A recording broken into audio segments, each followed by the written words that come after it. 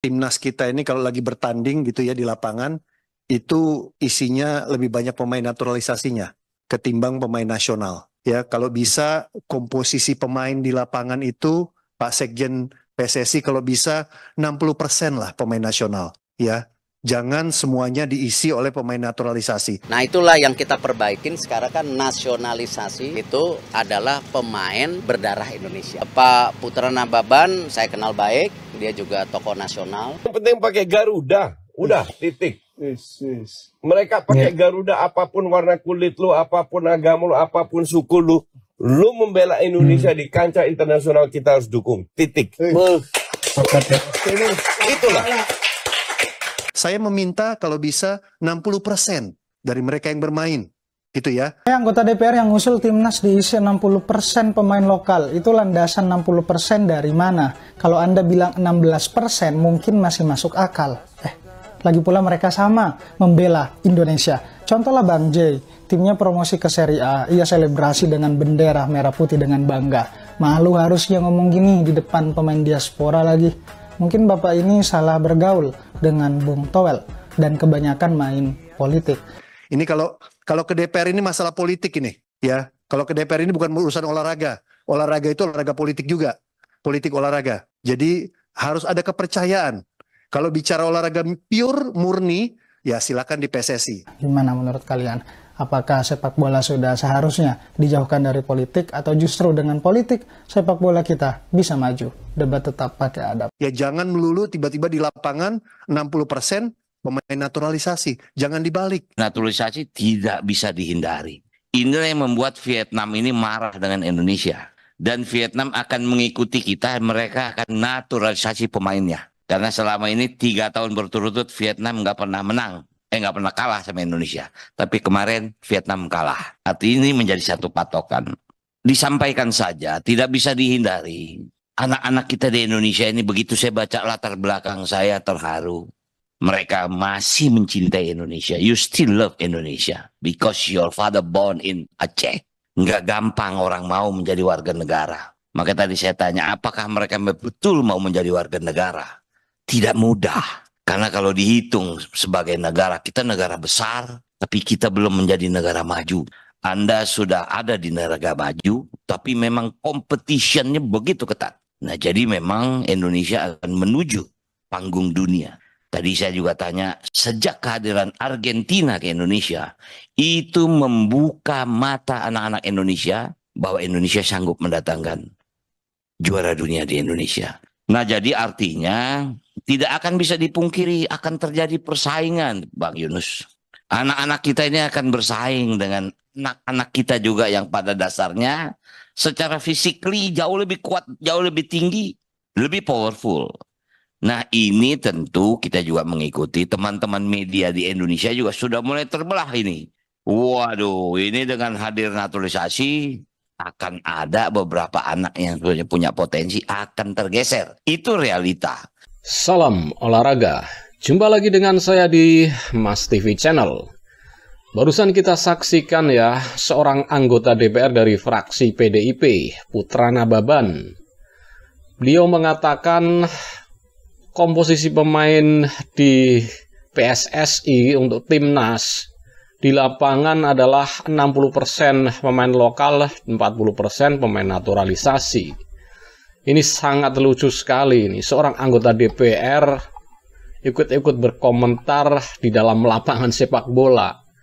Padahal tugas beliau adalah memberikan kewarganegaraan kepada seseorang, terutama pemain naturalisasi ini, apa mereka layak atau tidak. Itu saja tugasnya. Tidak usah ikut-ikut mengomentari yang ada di lapangan. Itu urusan pelatih dan PSSI, Pak. Jadi tolonglah, jangan bedakan. Walaupun itu di DPR, tapi kan ini Anda juga jangan ikut-ikut mengomentari yang ada di lapangan. Cukup Anda di DPR saja, kebijakan politik. Sudahlah, jangan diulangi lagi apa yang terjadi kemarin dengan capres Anda lah, saya sebut saja. Itu kan gara-gara secara tidak langsung ikut membatalkan gelaran Piala Dunia U20 di Indonesia. Akhirnya ya terjadi seperti itu. Ingat buat pelajaran, Pak. Justru saya setuju sekali dengan senior Anda tadi, Bung Rano Karno, bahwa beliau sangat mendukung naturalisasi dan realistis. Beliau tidak mengomentari yang ada di lapangan, bahkan beliau mengatakan Vietnam pun akan mengikuti cara-cara seperti Indonesia ini. Itu yang harusnya Anda contoh, bukan Anda ikut mengomentari yang ada di dalam lapangan. Anda mencampur adukan antara politik dengan sepak bola. Politik lah, domainnya politik. Kalau domain sepak bola ya biar orang-orang sepak bola yang mengatur. Jadi saya sangat kurang setuju sekali dengan statement-statement Anda yang mengkotak-kotakan. Sepertinya Anda ini udah ketularan Bung Toel kayaknya nih. Ikut mengkotak-kotakan pemain, mengkotak-kotakan suku, ras. Ya judulnya ya yang penting berseragam merah putih dan ada Garuda di dadanya, kita dukung penuh. Siapapun dia. Yang jelas pasti sudah jadi warga negara Indonesia karena itu timnas. Itu saja, Pak. Jadi tolonglah jangan ikut-ikut berkomentar di dalam lapangan, itu urusan pelatih. Jangan ikut-ikut mengatur maksud saya. Urusan Anda ya politik di DPR. Itu saja. Oke, baiknya kita saksikan video selengkapnya biar lebih jelas ya guys. Oke, kita saksikan.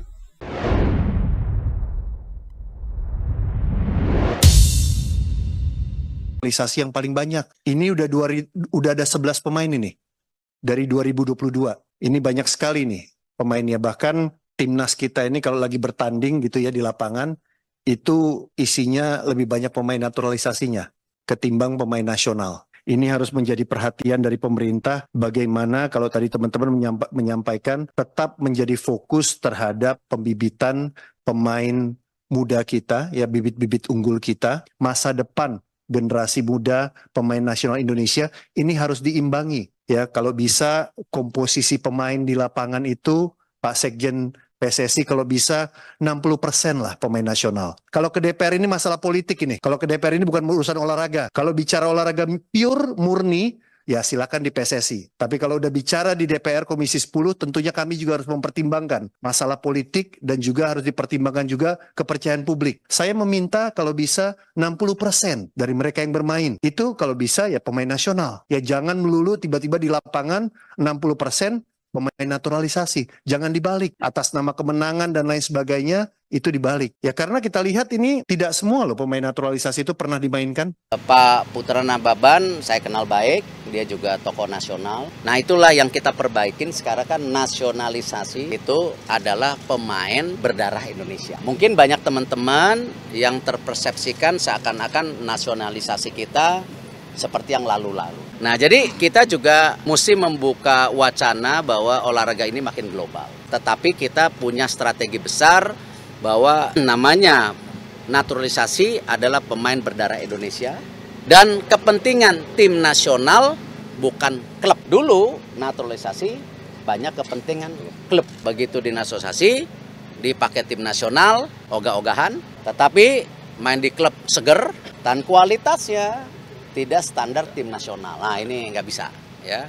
Memang sepak bola ini rumit, perlu diperbaikin gitu. Asas yang menurut gua relevan ketika nanti juga pemain-pemain yang melakukan proses pewarganegaraan ini sudah menjadi warga negara Indonesia adalah asas persamaan di dalam hukum dan pemerintahan, yaitu asas yang menentukan bahwa setiap warga negara Indonesia mendapatkan perlakuan yang sama di dalam hukum dan pemerintahan. Kemudian yang juga masuk menurut gua adalah asas non-diskriminatif, yaitu asas yang tidak membedakan perlakuan dalam segala hal ikhwal yang berhubungan dengan warga negara atas dasar suku, ras, agama, golongan, jenis kelamin, dan gender. Jadi menurut gua di luar dari asas-asas lain, dari 3 asas ini saja sudah bisa menjawab apabila pertanyaannya adalah apakah perlu untuk dibagi proporsinya pemain yang lahirnya udah di sini dan keturunan sini dengan pemain yang melakukan proses pewarganegaraan tadi. Karena menurut gua ketika akhirnya seseorang itu sudah mendapatkan persetujuan dan sudah disumpah jadi warga negara Indonesia, maka asas-asas yang ada yang dianut oleh Indonesia dan hak-hak yang ada yang dimiliki oleh warga negara Indonesia, maka secara penuh juga menjadi asas dan hak yang harus berlaku bagi orang tersebut. Sekali lagi gue ulang, asas kepentingan nasional. Dalam hal ini seperti yang gue bilang tadi, pengajuannya adalah berdasarkan kepentingan untuk membela tim nasional Indonesia menjadi lebih baik. Asas persamaan di dalam hukum, artinya di mata hukum jadinya sama. Kemudian juga asas non-diskriminatif, tidak membedakan perlakuan. Jadi semuanya ya sama dong harus diperlakukannya gitu. Jadi kalau memang menurut saya, kalau dianggap ini tidak perlu, ya sebenarnya dengan pengajuan pemain berdasarkan kepentingan negara tadi di mana diperlukan persetujuan DPR, sebenarnya di situ yang menentukannya gitu. Ya kenapa nggak sekalian nggak disetujuin aja? Tapi ketika akhirnya DPR pun memberikan rekomendasi untuk disetujui, ya berarti secara vice versa, secara otomatis asas-asas dan dampak setelah disetujui dan dia menjadi warga negara Indonesia, ya mau nggak mau harus juga diberikan pada mereka gitu. Dan yang kedua menurut gua adalah ketika akhirnya terjadi persaingan dengan kondisi sekarang, dan kemudian misalnya dalam persaingan yang fair tersebut ternyata pemain-pemain yang menjadi warga negara Indonesia melalui proses pewarganegaraan tadi dianggap lebih berkualitas, maka ingatlah harus kita benahi dengan program yang terukur dan jangka panjang. Bagaimana pembinaannya? Apa yang salah dengan pembinaan usia dininya? Apa yang perlu dievaluasi dengan itu? Apa yang perlu diperbanyak? Apakah pola latihannya? Apakah memang turnamennya? Apakah fasilitasnya? Sampai dengan akhirnya jenjang itu naik ke level yang lebih tinggi lagi. Bagaimana? Liga swasta, turnamen swasta, kemudian liga sekolah, turnamen sekolah, liga mahasiswa, turnamen mahasiswa, lalu kemudian liga amatir, turnamen amatir, sampai akhirnya liga profesional, turnamen profesional. Bagi printnya ini, supaya apa? Supaya nanti ketika akhirnya pun diadu pemain dari proses pewarganegaraan dengan pemain-pemain yang memang yang tadi gue bilang dari keturunan dari kecilnya udah orang Indonesia, jadinya harus tetap fair juga. Jadi bagi gue sekarang gue udah cukup jelas untuk menyampaikan melalui aturan-aturan tadi. Dan bagi gue ketika akhirnya sudah menjadi warga negara Indonesia, maka tidak boleh itu dibeda-bedakan lagi. Mereka berkeringat juga, mereka juga berkorban, terbang dari klub mereka main ke sini langsung main lagi. Mereka juga menggunakan jersey yang sama dan mereka sekarang punya paspor yang sama. Oke guys, itu tadi video-video bantahan ya untuk membantah pernyataan Putra Nababan, anggota DPR dari fraksi PDIP yang ikut-ikut mengatur komposisi di lapangan pemain timnas kita. Padahal kapasitas beliau adalah seorang politisi, bukan seorang pelatih sepak bola atau pengamat sepak bola.